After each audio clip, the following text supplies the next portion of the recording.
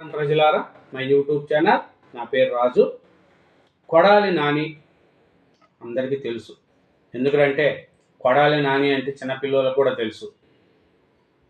ఆయన మాట్లాడే బూతులు, ఏం చేశాడు, ఎవరిని ఎట్లా తిట్టాడు, చంద్రబాబు నాయుడు గారిని వాళ్ళ నాయన గారి దగ్గరికి కూడా ఖర్జూరప్ప నాయుడు గారి, చంద్రబాబు నాయుడు గారు వాళ్ళ తండ్రి, ఆ ఖర్జూరప్ప నాయుడు గారిని కూడా చంద్రబాబు మన కొడాలి నాని మాట్లాడిన విషయాలు, వాళ్ళ ఇంట్లో భువనేశ్వరి మేడం గురించి కావచ్చు, లోకేష్ గారి గురించి కావచ్చు, మన బ్రాహ్మణి గారి గురించి కావచ్చు, ఇంకా వాళ్ళ కుటుంబ సభ్యులను ఎవరిని కూడా వదలకుండా మాట్లాడిన సంగతి మనకు తెలిసింది.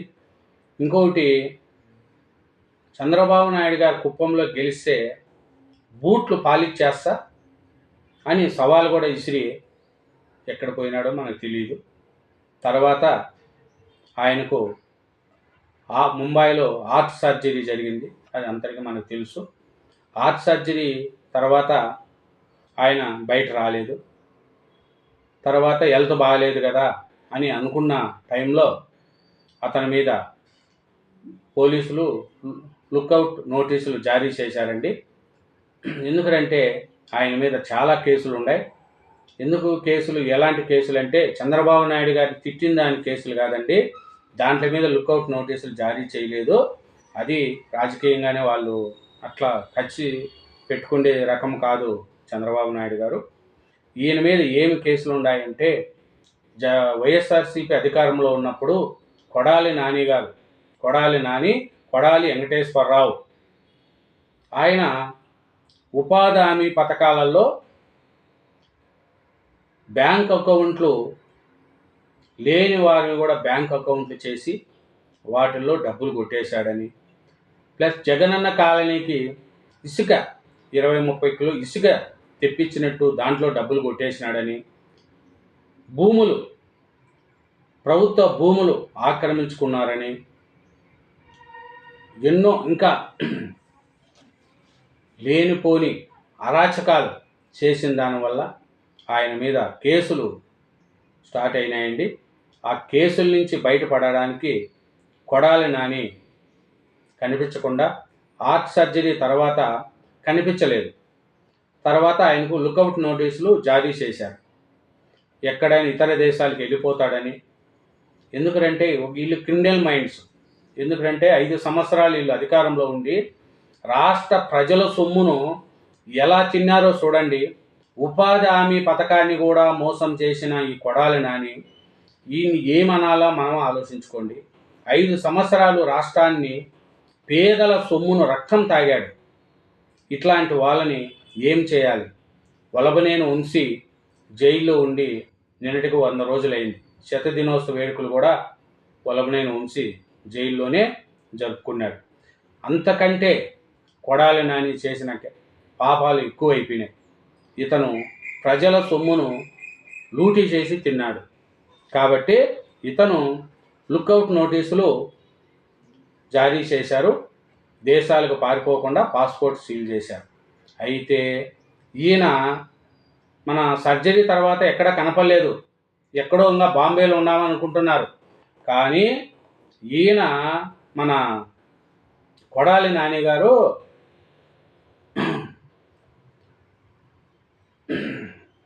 తొలిసారి ఆయన వైఎస్ఆర్సీపీ నేత కొడాలి నాని ముంబైలో హార్ట్ జరిగింది. అనంతరం ఎక్కడా కనిపించలేదు ఆయన. అయితే 23వ తారీఖు 5వ నెల హైదరాబాదులో జరిగిన ఒక వివాహ కార్యక్రమానికి కొడాలి నాని హాజరయ్యాడు. దేశం విడిచి వెళ్తున్నారని లుక్అవుట్ నోటీసులు జారీ చేసిన సమయంలో కొడాలి నాని హఠాత్తుగా వివాహ వేడుకల్లో కనిపించాడు. గచ్చిబౌలి ఒక ఫంక్షన్ హాల్లో బాగా దిట్టంగా ఉన్నాడు ఆయన. ఆపరేషన్ చేసుకున్నట్టు కూడా కనిపించలేదు, బాగున్నాడు మనిషి. హాజరయ్యాడు. చూడండి, మనం ఏమనుకుంటాం, హార్ట్ పేషెంటు, అతని మీద యాక్షన్ తీసుకుంటే సానుభూతి అని అనుకుంటాం. కానీ ఆయన ఒక వివాహ ఫంక్షన్కి వచ్చి హాజరయ్యాడు. ఈ కొడాలి నాని దీని మీద లుక్అవుట్ నోటీసులు జారీ చేశారు. కాబట్టి గచ్చిబౌలిలో వివాహ వేడుకు హాజరయ్యారు. ఇలాంటి వాళ్ళని పట్టుకొని ప్రజలకు మోసం చేసి ప్రజల సొమ్ము రక్తాన్ని తాకిన ఇట్లాంటి కొడాలి నానిని ఏం చేయాలో ప్రజలే ఆలోచించాలా. ఎన్ని పథకాలు, ఎంత డబ్బులు, పేదల సొమ్ము, ఉపాధి హామీ పథకాల్లో కూడా డబ్బులు తినేసిన ఇట్లాంటి దొంగ తప్పించుకొని తిరగకుండా సరైన వేసి ఇతనికి శిక్షించాలనేది చేసింది. దేశం విడిచిపెట్టి వెళ్ళేందుకు అవకాశం ఉన్న అన్ని మార్గాలలో కొడాలి నానిపై పూర్తి స్థాయిలో నిఘా పెట్టాలని లుక్అవుట్ నోటీసు జారీలో పాల్గొన్నారు. మీరు చూడండి, లుక్అవుట్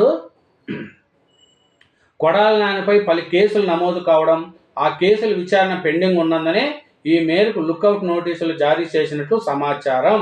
వివిధ కేసుల్లోని నిందితులు దేశం విడిచి వెళ్ళిపోయే అవకాశం ఉందని భావిస్తే కేంద్ర హోంశాఖ ఈ తరహాలో లుక్అవుట్ నోటీసులు జారీ చేయడం తెలిసిందే.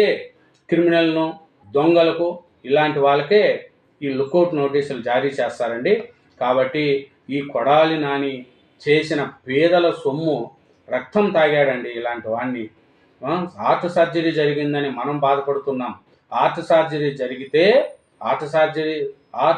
జరిగినట్టు లేదాయన బాగా దిట్టంగా 23వ తారీఖు 5వ నెల 2025 గచ్చిబౌలిలోని ఒక వివాహ కార్యక్రమానికి కొడాలి నాని హాజరయ్యాడు.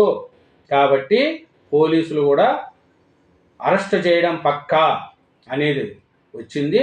అతని కోసం గాలిస్తున్నారు.